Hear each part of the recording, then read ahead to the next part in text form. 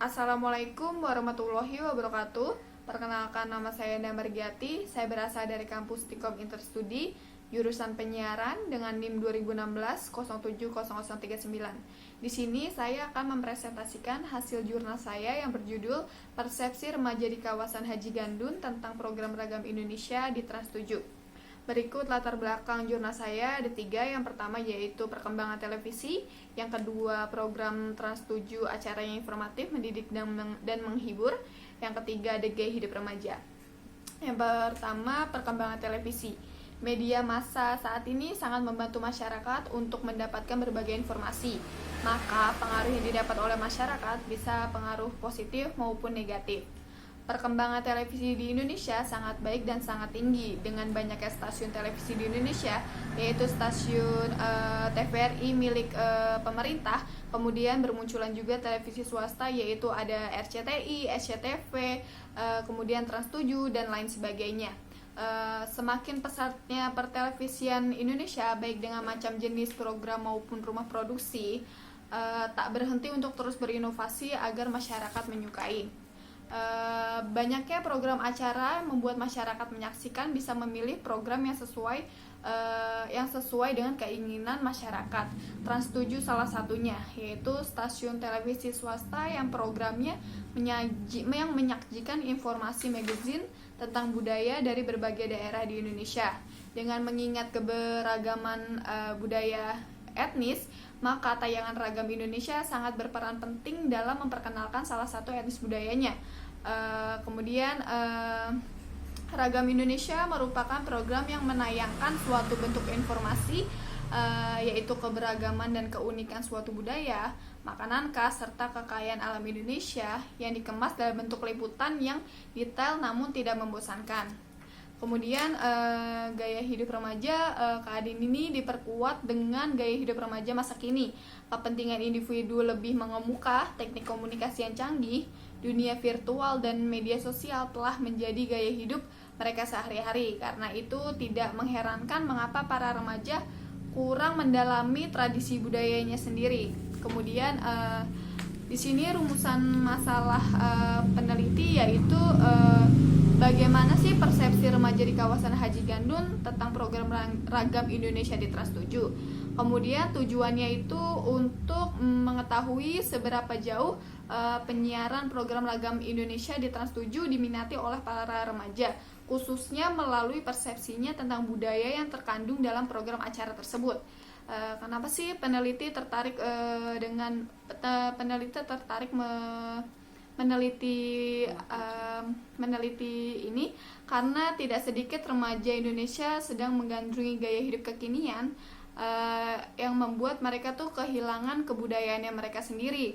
Maka di sini saya tertarik untuk meneliti karena ingin melihat bagaimana sih mereka tuh mengetahui tentang budayanya sendiri, apa mereka masih mengetahui atau tidak. Nah, di sini tinjauan literatur yaitu ada program acara, kemudian ada budaya, kemudian ada remaja, kemudian ada persepsi. Di sini saya menjelaskan tentang program acara.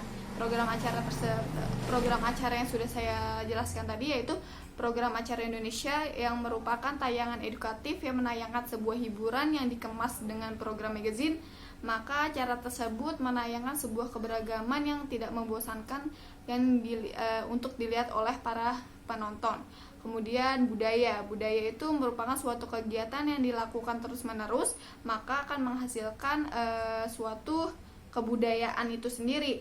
Nah, kemudian dilihat dari remaja, pada perkembangan remaja, maka kepribadian remaja saat ini memiliki arti karena mereka perkembangannya tuh masih tidak baik, karena nggak bisa dibilang tuh kalau remaja itu dewasa ataupun anak-anak, maka mereka tuh berpikirnya tuh masih kayak belum kritis seperti itu.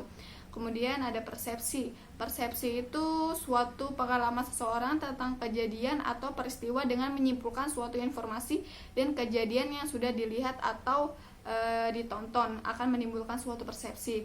Di sini kerangka teori yaitu saya menggunakan kerangka teori SOR yaitu stimulus, organism, dan respons. Di sini stimulusnya yaitu program acara Ragam Indonesia sendiri, yaitu program yang telah ditayangkan akan menghasilkan organisme yaitu perhatian, pengertian hingga persepsi. Kemudian responsnya itu akan ditimbulkan oleh para remaja setelah mereka menyaksikan tersebut. Di sini metode penelitiannya saya menggunakan paradigma konstruktivisme dengan pendekatan kualitatif dengan cara teknik pengumpulan datanya yaitu wawancara secara mendalam. Kemudian saya menggunakan informan, yaitu ada 9 informan dibagi dalam 3 kelompok, yaitu ada kelompok agama, futsal, dan juga sepeda. Kemudian analisis data saya menggunakan 3 tahap, yaitu yang pertama melakukan memilah atau yang penting mana yang tidak penting. Kemudian yang kedua memberi tambahan pada komponen teks yang terkesan meragukan. Kemudian yang ketiga ada menyaring penting dari materi yang telah distruktur. Kemudian yang ketiga tahap lanjut proses coding. Kemudian dalam pembahasan disimpulkan bahwa komunitas futsal masih mengerti tentang budaya dan juga ada komunitas sepeda dan juga komunitas agama. Di sini kesimpulannya peneliti menyimpulkan bahwa terdapat hubungan antara persepsi remaja kawasan Rajigandun terhadap budayanya. Dari wawancara menunjukkan bahwa remaja kawasan Rajigandun telah memiliki pengetahuan tentang budaya walaupun tidak secara utuh. Pengetahuan ini membantu wawancara ketika mereka menyaksikan program magang Indonesia sendiri. Sesuai dengan teori SOR yang memaparkan tentang adanya dampak pengaruh yang terjadi pada pihak penerima atau komunikan sebagai hasil dari suatu komunikasi. Pengaruh yang terjadi adalah hasil dari suatu reaksi tertentu dari stimulus atau rangsangan tersebut. Terima kasih.